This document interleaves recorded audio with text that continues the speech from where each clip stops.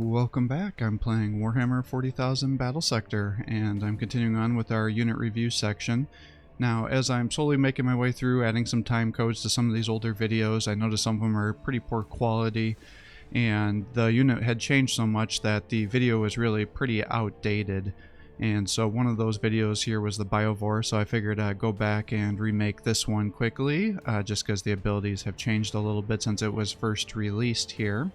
But first, if you haven't seen any of my unit guide review videos and not sure how this works, I usually start out with just giving a summary, going through all the statistics and weapon loadouts for every unit, and then I describe how I'd recommend to try to maximize the unit performance. Now, you wouldn't usually build an army around a single unit like what I'm going to do, but it just shows you how it works. Then I do a match against an AI enemy to show how their attacks work, and then also show off their empowered ability, and then end off with any closing thoughts that I have as kind of a summary.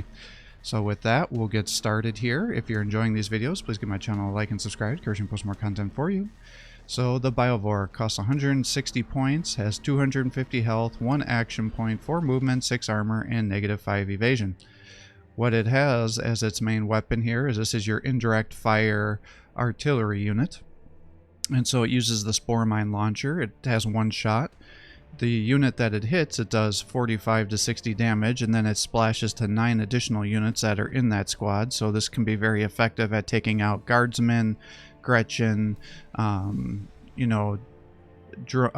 drones, kind of those mass swarm, or scarabs obviously, mass swarm units. But it does have 4 armor piercing, so it can do some pretty decent damage. It's got a range of 3 to 7 with an optimal range of 5, so at that optimal range of 5 it'll have a base accuracy of 80, and then the game will take into consideration the enemy's evasion, so it'll drop lower than that 80%, but that will be your base. Now, for every tile that's away from is off from that optimal range of 5, so let's say you're attacking at 4 tiles away, your base accuracy would be 70. That's how that accuracy fall off works. So you may be thinking, well, that's not very good, and the reason is you need to buff them up with some other synaptic creatures. That's how you can get these guys to hit all the time. Now, this is an artillery unit, and so all the artillery units have been reworked, so now they get the artillery trait. And what that does is if an attack by the artillery misses, it'll go to one of the adjacent squares. Let's say you're shooting here and you miss, it has a random chance to go to any of these squares around the unit, and then it will do full damage to any enemy or friendly unit that's there. So just be careful, because given that you have so much splash damage, if that were to jump across and hit some termagants or the hormagons, good chance that it'll completely squad wipe those units. So be very, very cautious with that. Now, they do have the ability, before this had quite a long charge time with the seed spore mines, and so this launches a spore mine at a random location that you select, and you can do this every turn, so effectively you can just throw down some spore mines. Now, if you're going to be fighting units that are only able to use melee, then you plop these things down, and then they'll have to move through because spore mines have zone of control, and then they'll just explode. Now, the important thing to know is sometimes new players get confused about this, is the spore mines that the artillery unit uses is not the same spore mines as your tier 3 command point ability. And unfortunately, what that means is these things can only do, maybe 20-30 damage against vehicles. So this guy is really meant to be an anti-infantry killer, and then just kind of a harasser, so you can drop those spore mines onto command point locations and things like that they'll then have to kill to get onto that point. But for the most part, because these things only have a few HP per model, they're very, very easy to kill, so almost anything can kill it at range. But the bigger thing is just using them to be able to explode against melee units. You can use that to kind of work to your advantage. And now if this guy is getting engaged and he's close to dying, he is considered a vehicle, so he has the volatile trait, so if you move around, he gets killed, it will blow up, doing 52 to 70 damage at 3 armor piercing to every unit within 1 tile around him. So that can be used to help you, again, kill more of the enemy's opponents, just with like Suicide Squad here. But the flip side of that is you need to be careful that when these guys die, you don't have a bunch of your units around there, because it'll definitely mess up your day if that explosion happens, especially if you have it in the middle of any swarm units, because it'll just kill everybody that's there. So, as I was alluding to before, there's a couple of ways that you buff these guys to get the most out of them. And the easiest way is just by using synaptic creatures. So, anything that has the, well, I shouldn't say any, but these three here, the Tervigon, Hive Tyrant, and Prime, all have the Synapse leader trait, and this stacks up to 3 times. So that'll get you up to 225% momentum gains and 30% accuracy and 15 evasion if you have all 3 of them. And then the synaptic things go 3 tiles around the unit. The only one that doesn't use this is the Broodlord, so just be aware of that, because he uses the Broodlord telepathy, which only applies to Gene Stealers, so that's like a totally separate thing. So I just want to clarify that. And then the other units that obviously most commonly will have it are your warriors here, which are also synaptic leaders. So it doesn't have to be 3 of the same type of synaptic leader. It's just as long as there's 3 synaptic leaders around, it will automatically get applied to every unit that is a synapse capable unit, which should be pretty much everybody except for the Gene Stealers here. And then the other way you can help increase the effectiveness of these units is by using the Blinding Venom. And what this does is it applies a poison to any enemy infantry units that are non-Necrons and they're not mechanized. And what this does is gives them a 30 ranged accuracy penalty, but more importantly, it drops their evasion by 10%, and that will increase your chances of hitting, because as we talked about, you take your base accuracy minus evasions to calculate your percent to hit, and then because this guy's indirect fire, you don't need to have a direct line of sight to be able to hit them, whereas most of the other artillery, well, that's not true, but a lot of the real long ranged attackers like the Exocrine here, this is a direct line of fire, so this is meant to be more of your indirect fire. So really the maps that work the best for this guy are maps that have a lot of cover where you can hide them behind and then just shoot from behind there and lob it over. But just be wary that if you are shooting it over obstacles like that, there's always a chance that it randomly just hits the obstacle and that blows up your attack, making it not actually hit your opponent. But that's what I find most players use for these guys for. So let's say the Imperial Ruins, where you're on that elevated position with the building structure around the periphery, having this guy kind of hiding behind those buildings there and just lobbing attacks and can be very effective for you. So with that, we'll get started on our next match here and play the AI to see what we can find out, because I am a little curious, because I am actually not sure what their empowered ability is now, because before it would drop the cooldown down to 1 turn. So now that that's the default option, and I so rarely see these guys actually used on multiplayer matches, I don't think I've had somebody actually surge it on me before. And why don't we just do a Tyranid versus Tyranid matchup? I kind of hate to do that, but sure, let's do a mirror match, because they usually will bring lots of infantry, and we'll see what we can do.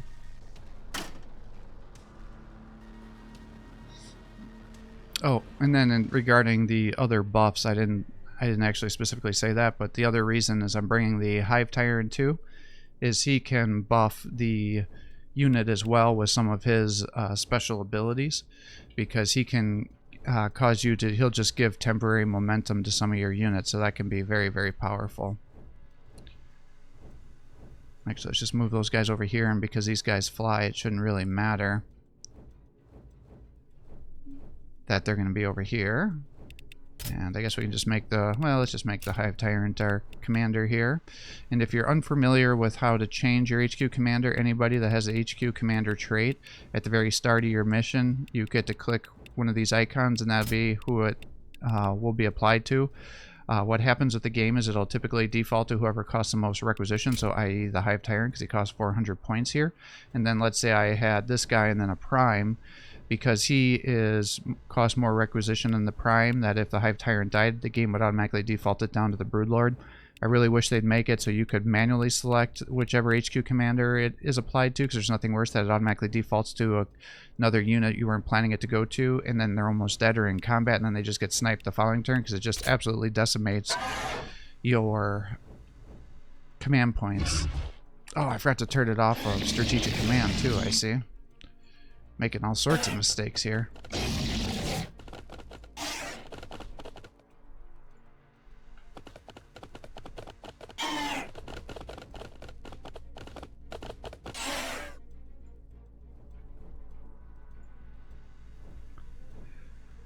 And so now you can see he's getting 3 synapses with everybody that's around him here. But obviously, even though there's more than 3 going to him, it maxes out at 3.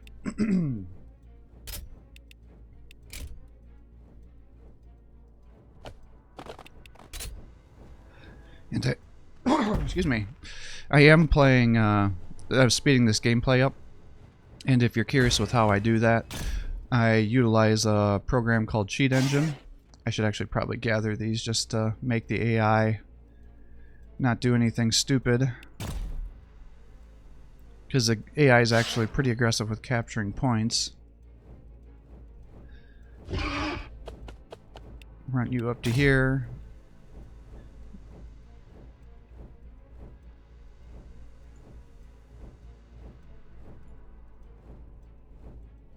Let's get you over to here, get you to here.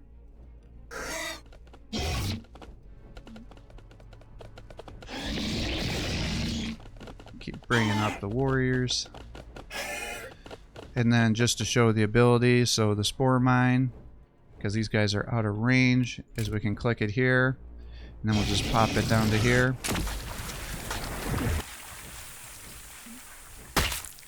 And it actually, it'll go randomly to one of the squares around there, so thankfully that one actually hit them. Now unfortunately when that goes off and kills units, as you can see, I don't actually get momentum for that, which I kind of think like you should, but that is not how that works.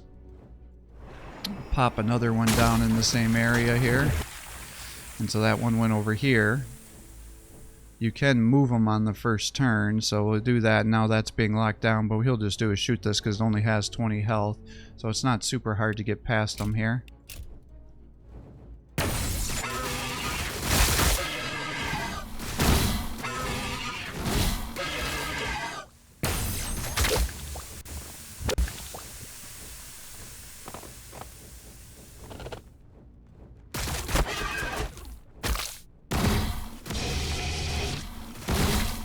So that's a Biovore there.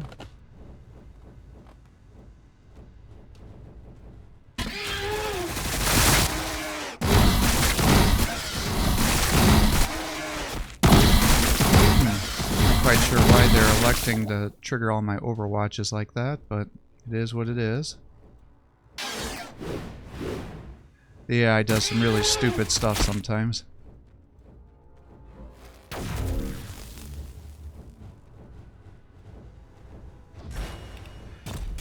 Alright, so now we've got our units here. This will get you 20 per model because you're getting all those synapses. This is 13 per model, so that's actually pretty good. So what I'd like to do is weaken them down but not actually get any kills. Or I can just apply it to here and do that. And then for you, we'll attack here. And so that got you 20 some. And you can attack here and finish them off. So now you're up to 40.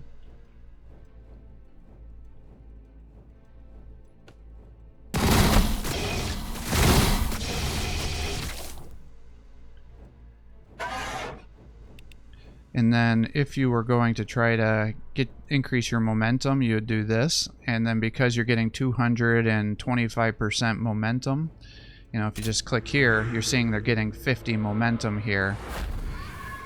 And that can be very, very powerful to help you keep pushing through.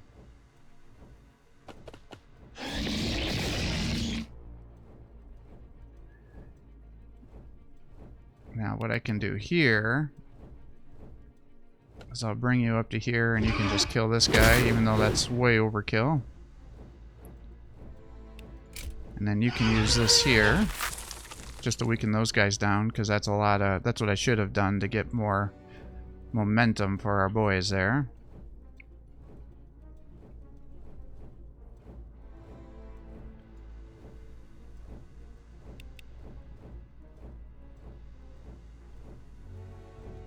Yeah, it's kind of what I remembered, is that it had to be in a line.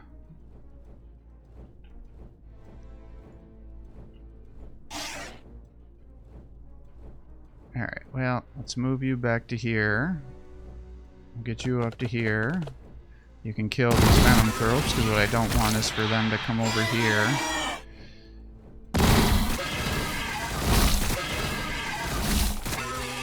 And to be getting my guys killed by putting down those poison territories here.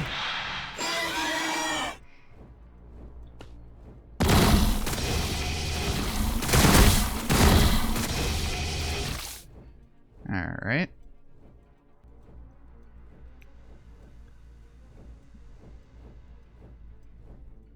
And I guess we're just gonna have you... I could have you come over and body... Actually, let's have you come over and body block. Here. Like so.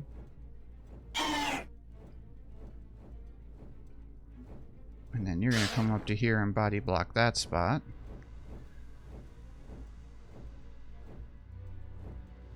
And we'll move you up to here and start weakening down these Hive Tyrants. You can move actually pretty far, so let's just pull you all the way back to here. Try to keep you safe. You're going to keep running away, as are you. And you can just come up here and start working on those Biovores. Problem with this, though, is you can go 1, 2, 3, 4. So you're going to be within flame range. So let's just pull you guys back, so hopefully you'll be out of flame range. Or, even better, we'll just pull you guys over to here. And he can waste that attack on you. Who still has... Oh, I still have you guys way over there. So we can just run you all the way here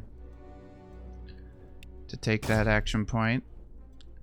Since it's on an 80-point target, I don't want to accidentally lose the match, because I'm showing off the abilities instead of playing competitively here for the strategic command points.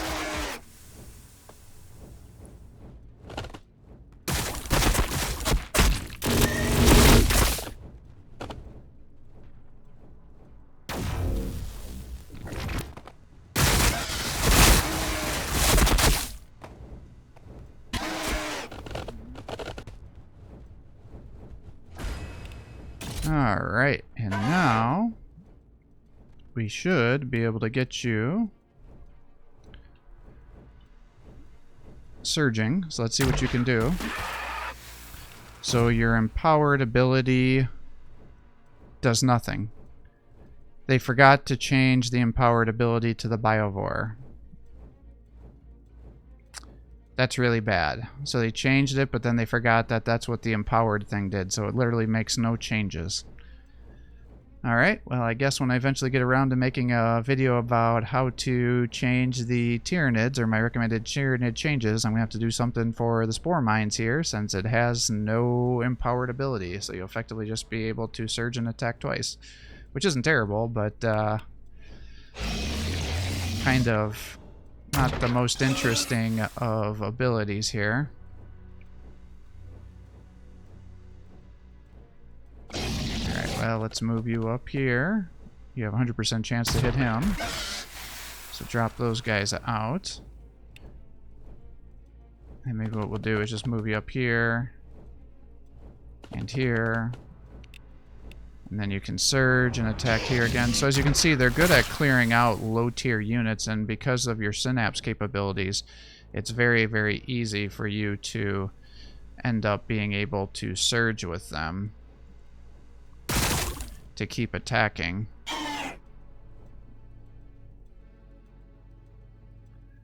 I think that is a Biovore, is it not? It is. But because it's so weak, I should be able to run over here and just attack it. And now, as you can see, it's going to die, so it's going to explode. And therefore, it hits all those guys over here. And so that's why you have to be really careful with those guys. when you're... Let's see, 1, 2, 3, 4, 5. So you shouldn't be able to get there.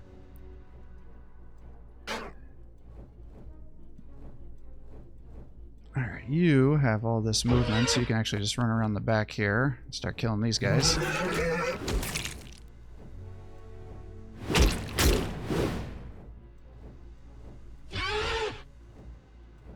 Alright, and then we have these guys over here.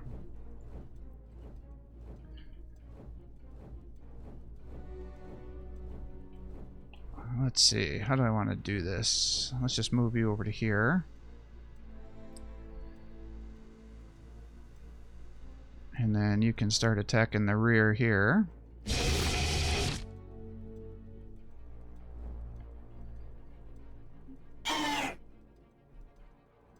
Let's move you over here.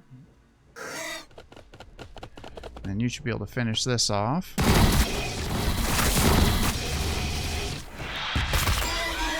Doing damage to everybody else that's in the area.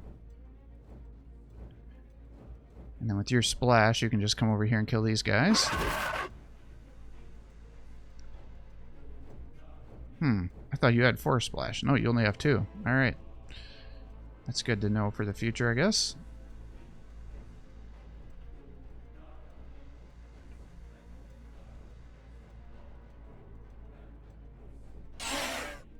Let's see. That'll get you close enough.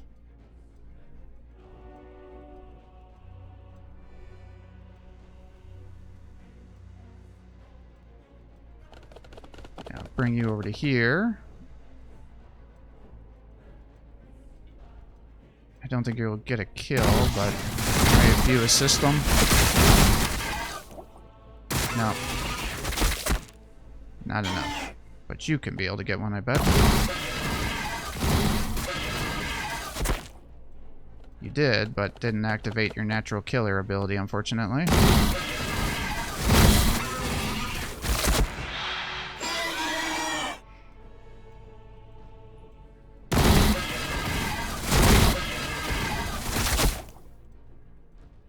Alright, let's pull you back to here and keep trying to body block this location. Actually, let's turn you just to make sure he doesn't get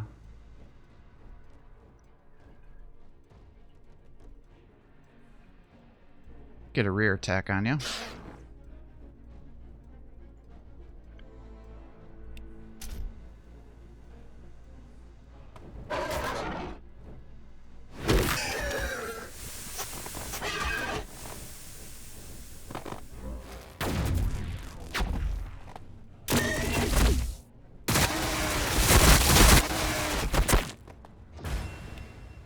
Yeah, the poor Exocrine is just not getting buffed, so he can't land shots. Well, go ahead and kill these Termagants here.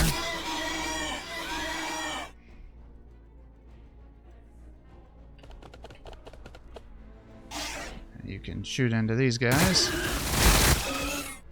Oh, damn. Alright, wasn't actually expecting you to get the kill there. So now I pulled these guys away, and I don't think you have a target. So I wasted your natural killer ability.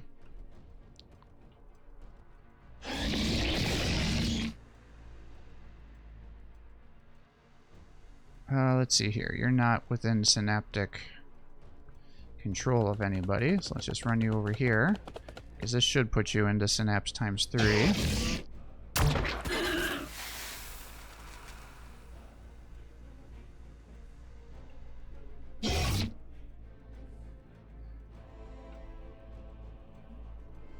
And then I think if I bring you over to here, we should be able to get within Synapse times 3 as well. So let's just attack here. And you got that.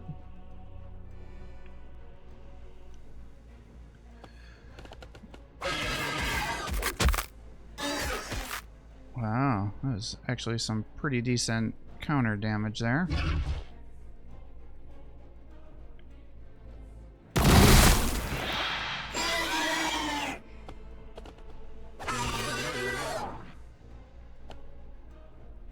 Damn, none of you guys are triggering your natural killer here.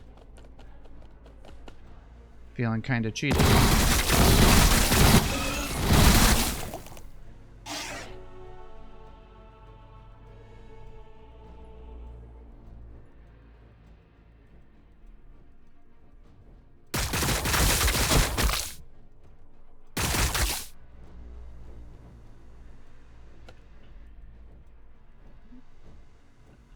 Okay, let's start running you guys over here.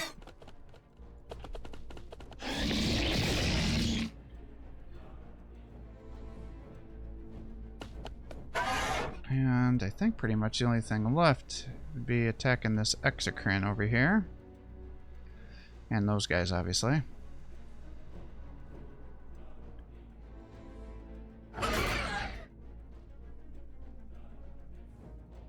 Actually... oh, that ability's still on cooldown. Actually, if you do that, you can probably one-shot him.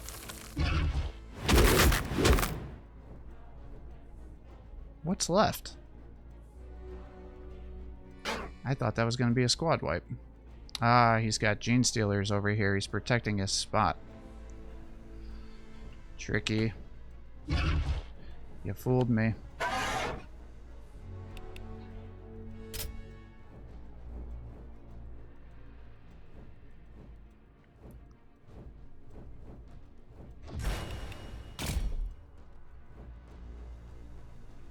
That is generally a good strategy, though, if you are playing strategic command points, having somebody there to body block, because that way you just can't run over there and capture the point, because there are units that have flying abilities and everything, and they can just charge right over there and knock your units off.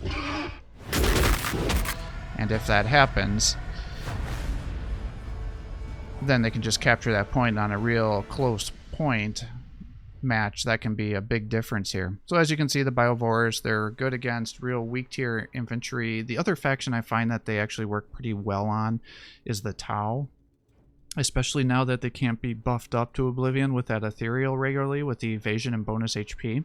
Because what a lot of players will do is they'll bring the Pathfinders, and this is myself included, and then at least they'll want to overcharge their ability to snipe out some very powerful units. And if they have a bad roll where 4 out of 5 of those units end up taking, 40 damage, then you just land one Biovore attack and you can almost squad wipe those units at a range 7, even if they think they're safe hiding behind cover, since it's an indirect artillery apiece. And then because you can get all those synapses up, even though they'll get the partial cover penalty and things like that applied to the accuracy, you still have a really good chance of hitting, because your base accuracy goes all the way up to 110, and then if you use that gargoyle to throw on the poison, that will drop their evasion by 10, and now all of a sudden you're talking about even hiding behind cover, you can have upwards of a 80 to 90% chance to hit, and that's how you can really do a lot of good damage. And then as you can see here, just keeping them so far back to be able to keep lobbing those shells against low infantry, because most of the good most of the good artillery in this game, like the Exorcist or the Basilisk, those cost 230 plus requisition points, whereas these guys cost 160. So definitely can make it work out to your advantage. And then if you don't have an attack, then you can just use that Spore Mine, because I don't think they actually have an Overwatch, unfortunately. So you can use that to spam out some abilities. Now again, they don't get the momentum for the kills for those Spore Mines, which is always a little bit disappointing. But once you get a couple turns out and those Spore Mines are all over the place, that may be hard for them to code to be able to always generate that momentum going back to the Biovore. And then as you can see, if you have that Hive Tyrant there and you're synapsing your whole army, then you end up using that ability and you're getting upwards of 50 momentum for your whole army for 2 turns. And so then if you're able to engage and get some follow-up kills, you can really stack up a lot of attacks, as you were able to see with my Biovores there. I mean, potentially I could have gotten two attacks every turn, and then the following turn got a 3rd attack, because I would have empowered and surged, and that would have got rid of that momentum that they would have had stacked up, so I wouldn't have lost it the following turn. And then you get to double attack the next turn too, and that's how you can really counter a swarm build against another Tyranid player, or like I said, if they're doing a heavy breacher or fire warrior or Pathfinder build against a Tau. That works out real well. It can do decent damage against the Space Marines too, but they start to get enough armor and HP that it doesn't work quite as well, especially if they have a bunch of Sanguinary Priests with them, because they can start healing their units to stop you from being able to easily snipe them down. The Chaos guys tend to have too much HP, so you're talking about a couple attacks to wipe out a single squad, and so then they're able to just out damage you, or just swarm you, because they'll have more units than you do, unless you do like a combo swarm build with the artillery. So while it's feasible, it's not one I totally liked on that matchup. And then with the Necrons, they're okay, but I find that the Necrons with their reanimation protocols and everything, it just makes it kind of hard to finish them off. Now, alternatively, what you could do is get the kill of the squad with the Biovore to reanimate, and then you follow it up with the Tyranid Warrior, which will then get the natural killer activated, and then you can attack another time. So, I mean, there's ways you can get these guys to work with your army, so they're not terrible. I was real down on them when they were first released, but they've grown on me a little bit, but I still think there's much more cost-effective units for the 160 points that they cost. And then now finding out that since they changed the Spore attack to have a one-turn cooldown, they neglected to actually give them an empowered ability. That doesn't feel good either. So I suspect that's probably a bug that they just forgot to do, which is a little bit sloppy.